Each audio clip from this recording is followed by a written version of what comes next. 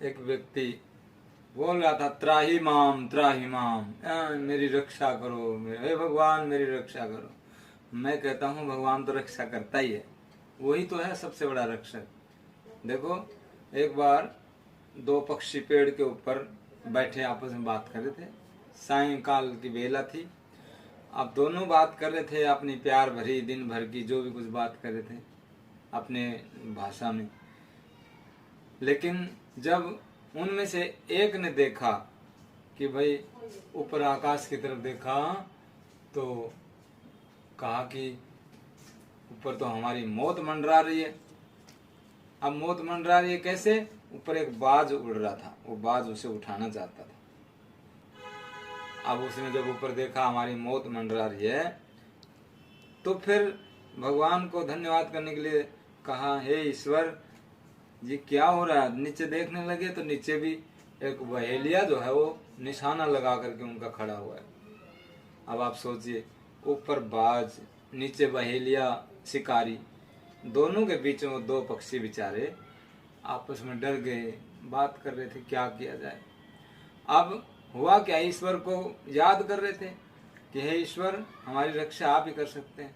तो अब धीरे से हुआ क्या कि जो शिकारी था वो कहीं से दौड़ा आया और उसके नीचे पैर के कोई सांप आ गया।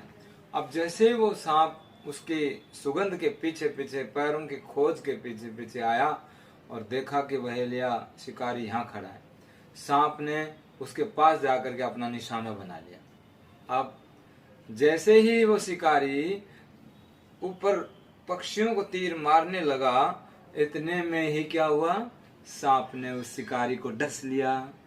अब जैसे डसा तो शिकारी का निशाना चूक गया और चूकते ही वो पक्षी को छोड़कर ऊपर बाज को जाकर के लगा। अब जब वो देखिए ईश्वर की कृपा, कहते हैं ईश्वर रक्षा करो, करता है वो। अब जैसे शिकारी को तो सांप ने डसा, शिकारी भी गया, शिकारी का निशाना चूका गया तो बाज भी मर गया। ईश्वर को याद करने वाला कभी भी कमजोर नहीं होता। वह ईश्वर का भक्त है, वह अवश्य ही दुखों से बच जाएगा। ईश्वर ने उनकी जान बचाई, इसलिए वह ईश्वर है जो भरोसा करने लायक है। बाकी सब ऐसे ही हैं, सब दिखावे हैं। इसलिए अपना विश्वास जमाए रखिए उस ईश्वर पर, वो अवश्य ही हमारी रक्षा करते हैं। उसी का ही सब कुछ है, उसके अलावा कुछ भी नहीं है।